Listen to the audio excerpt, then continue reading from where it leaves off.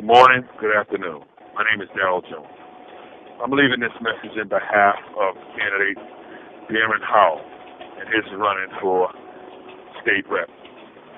I believe that it's important that this message gets out to you from such a facility that I'm in, which is the Massachusetts Correctional Department, for this reason. There's nothing perfect that I can say, but there's a lot of truth that can get said. And one of the main problems we have in our community is lack of information that you get to receive. You don't get a chance to understand how this violence spill has been affecting our community all along, how it's affecting our grandkids, how it's affecting our children, and how it has affected our future. But living in here, when they talk about reentry, I've seen it.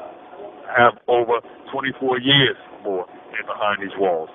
There's a lot of things we see, but there's a lot of important things I know as well.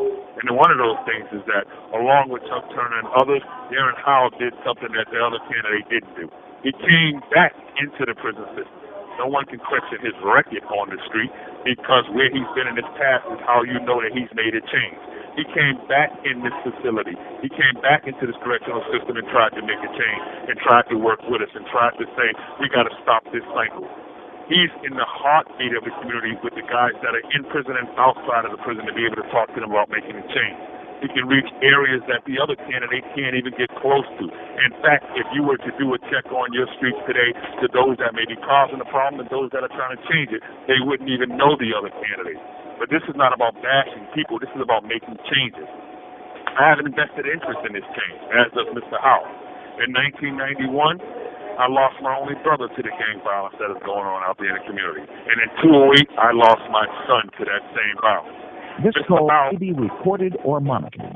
Mr. Howell has an invested interest because he has two daughters and a son who is expecting a future. Just as we have children that are expecting a future out of us. A future that goes beyond the two roads of prisons and graveyards. This is a tough question we have to answer. We need every tool we've got to stop our kids from killing each other.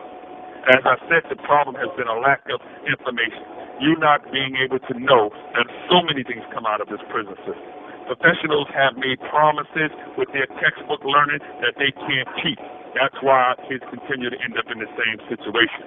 If there is a question on Mr. Howell's past record, if there's a question on where he's been and where he came from, then that point should be made right now that change is possible. Mr. Howell got an insight. He took a step to walk in here and he found out what was going on. That makes him a threat, because he wants to let you know how your kids are dying. He wants to let you know why your kids are coming out of here smelling like smoke and still in frames.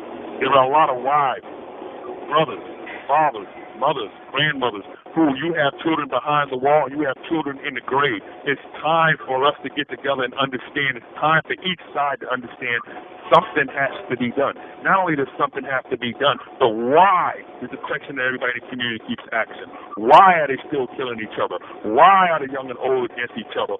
Why are they killing innocent kids on the street? What are they so depressed about? Why are they hanging it up in prison? The thing that hasn't been answered for you is why. If a candidate has been in position before and people have been there a long time and they've been in that community watching and they want to run now against anybody, you should be telling yourself, well, since they never answered the question why, we need to put people in place who answer the question why. It is time that you understand the why. I believe Mr. Howell can answer the why. I have grandchildren out there that I want to see protected. This is not about me being incarcerated. This is about you being free, and the incarceration that I'm dealing with not affecting you, not affecting your children going to jail or going to the grave. There has to be other options. So I'm asking you to vote Darrin Hall, because the old way hasn't worked.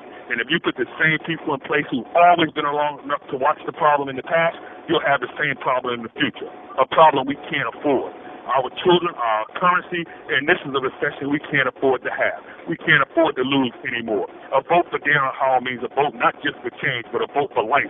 And we've got to vote on our blood count right now. We've got to vote on being able to get the women that are coming to these prisons to get your men to stay home. We've got to make a vote on the people that are out there losing their children, running into these funeral homes. We've got to find out why your children are dying. We've got to find out why these men are coming out that way. This is a vote for our life right now. I'm asking you to vote Darrin Hall, and I'm saying it from a prison system because I understand the kids here are not listening to anybody else. And if he has a ear and a heartbeat on what we're doing here, then it's time for this community to understand you better try something different. That's my plea to you. I greet you and good evening. Vote Darrin Hall, because the vote for our life. Thank you very much.